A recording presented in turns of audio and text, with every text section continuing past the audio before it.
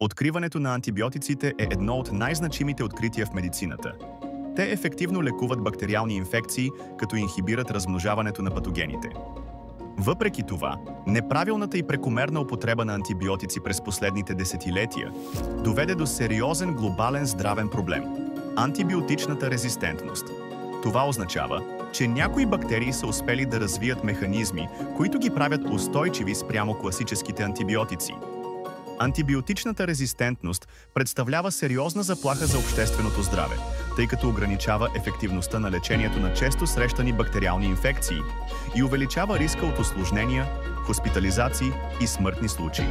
Основната причина за развитие на антибиотична резистентност е прекомерното и неправилно използване на антибиотици, без рецепта или при вирусни инфекции, при които те са неефективни. За да противодействаме на тази опасност е необходимо антибиотиците да се използват само по лекарска препоръка и точно според предписанията. Повишаване на обществената информираност за риска от резистентност. Разработване на нови антимикробни препарати и алтернативни терапии. Въвеждане на строги контролни мерки в здравеопазването, свързани с предписването и отпускането на антибиотици. Антибиотичната резистентност е глобален проблем, който засяга всеки от нас. Отговорното използване на антибиотици е ключът към запазване на тяхната ефективност и опазване на здравето ни за поколения напред. Никога не използвайте антибиотици за самолечение.